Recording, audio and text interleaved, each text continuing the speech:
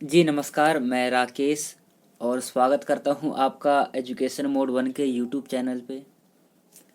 तो जैसे कि पता है आपको, सीटेट जनवरी 2024 से रिलेटेड अभी एसएसटी एमसीक्यू क्वेश्चन इस वीडियो में चलेगा।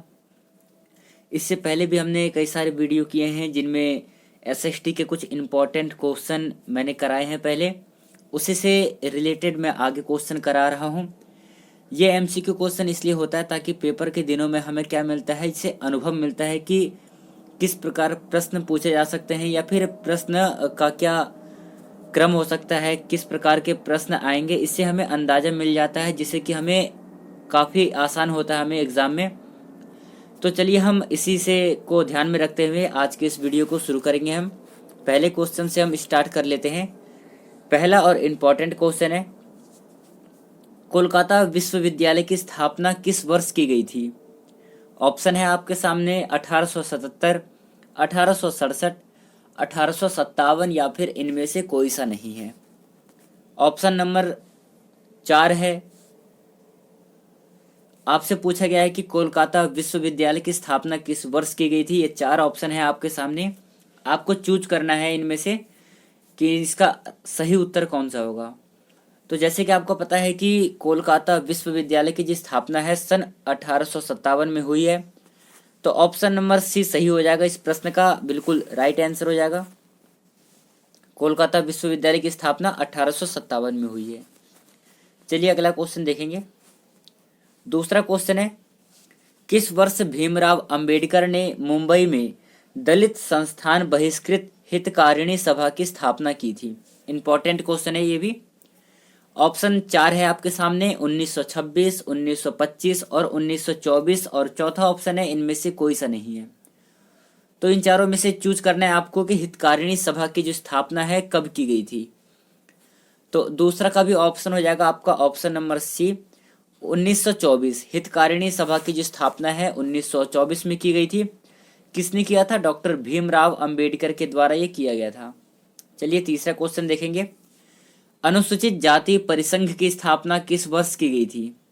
Option number A 1942, option number B 1945, option number C 1947 या फिर इनमें से कोई नहीं है। अनुसूचित जाति परिसंघ की जो स्थापना है वो की गई थी सन 1942 में। तो option number A is the right answer हो जाएगा, आपका पहला उत्तर सही हो जाएगा। अगला क्वेश्चन देखेंगे हम, चौथा। 1882 में किसने स्वदेशी का नारा दिया था? 4 ऑप्शन फिर है आपके सामने। पहला है सत्यार्थ प्रकाश, दूसरा है विवेकानंद जी, तीसरा है दयानंद सरस्वती और चौथा है इनमें से कोई नहीं। तो आपको यह बताना है कि 1882 में किसने स्वदेशी का नारा दिया था।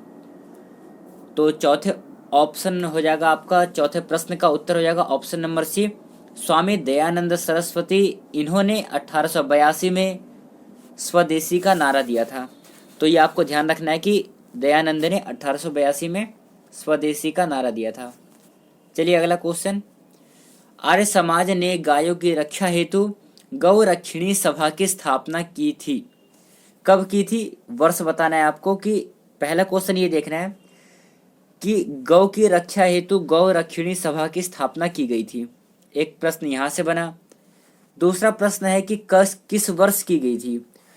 तो किस वर्ष की गई थी, इसके लिए आपको 4 ऑप्शन दे रखा है नीचे, 1892, 1882 और 1895। इन तीनों में से किस वर्ष की गई थी गौ रक्षिणी सभा की स्थापना, ये बताना है। सही उत्तर हो जाएगा 1882। 1882 में आपका गौ रक्षिणी सभा का स्थापना किया गया था। चलिए अगला क्वेश्चन देखेंगे। पाकिस्तान शब्द का जन्मदाता किसे कहा जाता है? अहमद खान को, बद्रुद्दीन को, चौधरी रहमत अली को या फिर इनमें से कोई सा नहीं। 4 ऑप्शन फिर है आपके सामने, आपको यह बताना है कि पाकिस्तान जो शब्द है इसके जन्मदाता कौन है।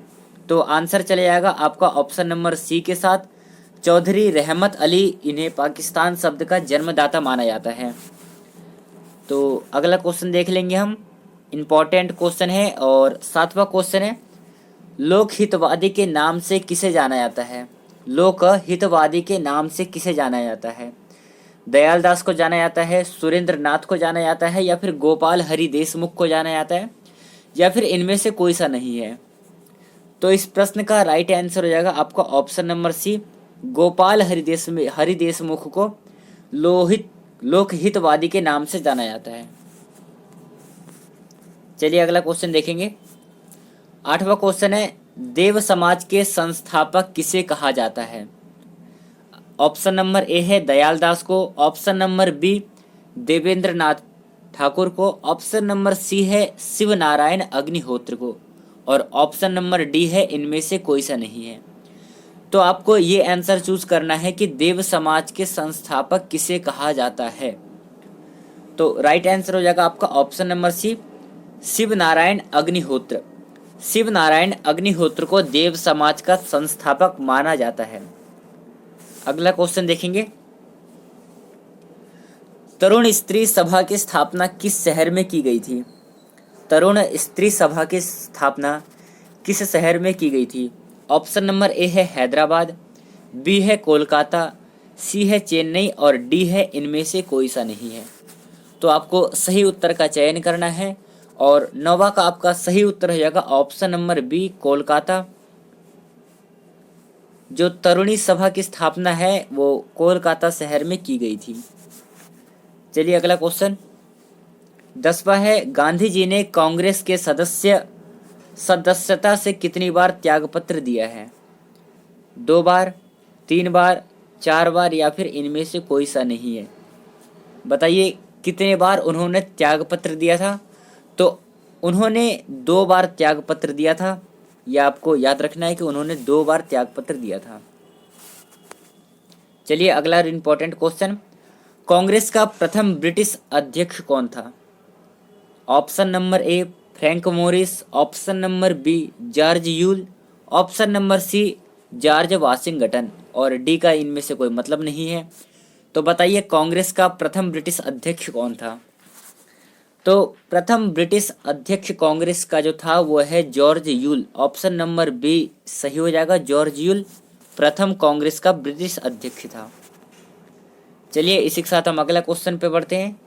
12वां क्वेश्चन है, निम्नलिखित में से 1913 में भारत के बाहर स्थापित एक क्रांतिकारी संगठन कौन सा था? ऐसा कौन सा संगठन था क्रांतिकारी जो कि भारत के बाहर स्थापित था और 1913 में ये स्थापित किया गया था? ऑप्शन नंबर ए है Bharatiya Janata party, option number B है गदर पार्टी, ऑप्शन नंबर सी है भारतीय राष्ट्रीय कांग्रेस, और ऑप्शन नंबर डी है साइमन कमीशन। चारों में से आपको राइट आंसर पर टिक करना है। तो सही उत्तर हो जाएगा इसका ऑप्शन नंबर बी, गदर पार्टी। गदर पार्टी 1913 में बनाई गई थी और भारत से बाहर एक क्रांतिकारी संगठन था ये। चलिए अगला क्वेश्चन देखेंगे, इंपॉर्टेंट क्वेश्चन है। 13वां क्वेश्चन है, निम्नलिखित में से किसे 1956 में भारत सरकार द्वारा निजी क्षेत्र की सभी मौजूदा जीवन बीमा कंपनियों का राष्ट्रीयकरण करके स्थापित किया गया था?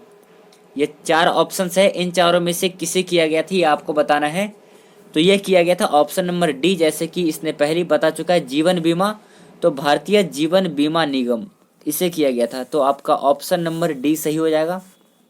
और इसी के साथ हम चलते हैं अगले क्वेश्चन पे।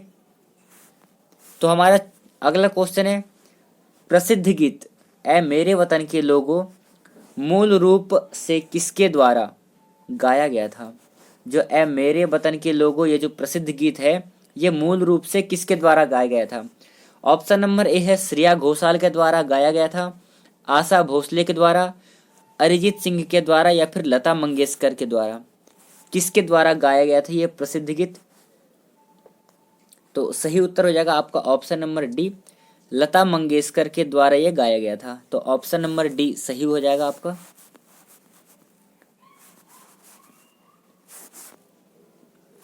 अगला क्वेश्चन है, 2 उम्मीदवारों के बीच एक चुनाव में 12% मतदाताओं ने वोट नहीं डाली। विजेता ने कुल मतों का 68% प्राप्त करके अपने प्रतियोगी को 2880 मतों से हराया। चुनाव में मतदान करने वाले मतदाताओं की कुल संख्या कितनी थी? तो ये आपका गणित से रिलेटेड प्रश्न आ गया है। तो इसका उत्तर हो जाएगा ऑप्शन नंबर ए, 5280 मतदाताओं ने, जो मतदाताओं का कुल संख्या था 1280 था, सॉरी 5280। चलिए अगला क्वेश्चन देखेंगे। एक लंबवृत्तीय बेलन की त्रिज्या उसकी ऊंचाई की 5 गुनी है। यदि बेलन की ऊंचाई 3.5 सेंटीमीटर है तो बेलन का आयतन कितना होगा? तो आंसर हो जाएगा आपका ऑप्शन नंबर ए। ऑप्शन नंबर ए हो जाएगा आपका 3368 हो जाएगा आपका, 68.5 सेंटीमीटर। चलिए अगला क्वेश्चन को देखेंगे। अगला क्वेश्चन है, संविधान सभा के संदर्भ में निम्नलिखित में से कौन सा कथन सही है? 4 स्टेटमेंट के प्रश्न दे रखे हैं, इनमें से पढ़ करके बताना है कि संविधान सभा के संदर्भ में इनमें से कौन सा कथन आपको सबसे ज्यादा सही लग रहा है। पहला क्वेश्चन पढ़ेंगे हम। जनवरी 1950 में संविधान सभा ने राष्ट्रगान को अंगीकार किया, पहला है। दूसरा है, संविधान सभा ने मई 1947 में भारत की राष्ट्रमंडल की सदस्यता की पुष्टि की। तीसरा है, जनवरी 1948 में संविधान सभा ने राष्ट्रीय गीत को अंगीकार किया। और ऑप्शन नंबर डी है, संविधान सभा ने जुलाई 1949 में राष्ट्रीय ध्वज को अपनाया। तो इन चारों को पढ़ने के बाद आपको संविधान सभा के संदर्भ में सबसे ज़्यादा सटीक क्या लग रहा है? तो जो सबसे ज़्यादा सटीक लग रहा है वो है ऑप्शन नंबर ए, कि उन्होंने जनवरी 1950 में संविधान सभा ने राष्ट्रगान को अंगीकार किया। तो ऑप्शन नंबर ए सही उत्तर हो जाएगा आपका। चलिए अगला क्वेश्चन। होम रूल आंदोलन निम्नलिखित में से किस वर्ष प्रारंभ किया गया था? होम रूल आंदोलन किस वर्ष प्रारंभ किया गया था? 1915 में, 1917 में, 1914 में या फिर 1916 में? किस वर्ष प्रारंभ किया गया था होम रूल आंदोलन? तो होम रूल आंदोलन प्रारंभ किया गया था 1916 में। तो ऑप्शन नंबर डी सही उत्तर हो जाएगा आपका। चलिए अगला क्वेश्चन। ब्रिटिश शासन के दौरान निम्नलिखित में से कौन सा संगठन अन्य 3 संगठनों की तुलना में पहले स्थापित किया गया था? प्रार्थना समाज, सत्यशोधक समाज, परमहंस मंडली या फिर ब्रह्म समाज? 3 संगठनों की तुलना में पहले स्थापित किया गया था। कौन सा समाज है जो कि 3 संगठनों की तुलना में पहले स्थापित किया गया था? तो ऑप्शन हो जाएगा आपका ऑप्शन नंबर डी, ब्रह्म समाज। ब्रह्म समाज 3 संगठनों की तुलना में सबसे पहले स्थापित किया गया था। ब्रह्म समाज is the right answer, option number D. चलिए अगला क्वेश्चन देखेंगे। तुलसीदास कृत रामचरितमानस का पहला मुद्रित संस्करण 1810 में प्रकाशित किया गया था। इस प्रश्न को एक बार पुनः देखेंगे। प्रश्न है, तुलसीदास कृत रामचरितमानस। पहला प्रश्न का उत्तर मिला, तुलसीदास कृत रामचरितमानस का जो है लेखक कौन है? तुलसीदास। दूसरा है, इसका पहला जो मुद्रित संस्करण है 1810 में प्रकाशित हुआ था। 2 प्रश्न हो गया। अब तीसरा प्रश्न यह है कि प्रकाशित किया गया था, कहाँ से प्रकाशित किया गया था? तो इसका राइट आंसर हो जाएगा ऑप्शन नंबर सी, कोलकाता या कलकत्ता कुछ भी कह दो, वहां से प्रकाशित किया गया था। चलिए अगला क्वेश्चन देखेंगे। इंपॉर्टेंट क्वेश्चन है, जम्मू कश्मीर में पुरातात्विक महत्व का स्थल निम्नलिखित में से कौन सा है? जम्मू कश्मीर में पुरातात्विक महत्व का स्थल निम्नलिखित में से कौन सा है? वाटकल, मस्की, ब्रह्मगिरी या फिर बुर्ज होम? तो सही उत्तर हो जाएगा आपका ऑप्शन नंबर डी, बुर्ज होम। अगला क्वेश्चन, खिलजी राजवंश ने दिल्ली पर शासन किया। इसको हटा देंगे। खिलजी राजवंश ने दिल्ली पर शासन किया, कब तक शासन किया? ऑप्शन नंबर ए है 1914 से 1951 तक शासन किया, या फिर 1290 से 1310 तक शासन किया, 1320 तक शासन किया, 1320 से 1414 तक शासन किया, या फिर 1206 से 1290 तक शासन किया। सही उत्तर क्या होगा? खिलजी राजवंश ने दिल्ली पर कब तक शासन किया? तो 22वें का राइट आंसर हो जाएगा ऑप्शन नंबर बी। इन्होंने 1290 से लेकर के 1320 तक शासन किया। तो ऑप्शन नंबर बी सही उत्तर हो जाएगा। अगला है, कोयले का जलना अभिक्रिया का उदाहरण है। किस अभिक्रिया का उदाहरण है? दोहरे विस्थापन का उदाहरण है, अपघटन का उदाहरण है, संयोजन का उदाहरण है, या फिर विस्थापन का उदाहरण है। निम्न में से किसका उदाहरण है कोयले का जलना? तो आंसर है ऑप्शन नंबर सी, संयोजन का उदाहरण बन जाएगा आपका कोयले का जलना। ये अभिक्रिया है, option number C right answer हो जाएगा। अगला और इम्पोर्टेंट क्वेश्चन देखते हैं, पौधे किस प्रक्रिया के द्वारा हवा में पानी छोड़ते हैं? किस प्रक्रिया के द्वारा जो पौधा है हवा में पानी छोड़ता है? पहला है दीप्तिकालिता के द्वारा, दूसरा है प्रकाश संश्लेषण, तीसरा है वाष्पोत्सर्जन, चौथा है अनुवर्तन। किस क्रिया के द्वारा जो है पानी छोड़ता है? तो राइट आंसर हो जाएगा ऑप्शन नंबर सी, वाष्प उत्सर्जन के द्वारा वो हवा में पानी छोड़ता है। तो ये जो इम्पोर्टेंट 24 क्वेश्चन थे इस वीडियो में कराया मैंने आपको ये बताना है कि आपके इन 24 क्वेश्चन में कितना क्वेश्चन सही हुआ है। आप मेरे को कमेंट सेशन में कमेंट करके बताएंगे, ताकि मैं उस कमेंट को देख करके मैं ये जान सकूं कि आपको किस लेवल का प्रश्न बना करके देना है। तो आप कमेंट जरूर करेंगे। और अगला किस टॉपिक से संबंधित आपको MCQ क्वेश्चन चाहिए आप हमें बता सकते हैं। तो आज के लिए इतना ही। इस वीडियो को यहीं पर हम समाप्त करेंगे। मिलेंगे नेक्स्ट वीडियो में। जय हिंद।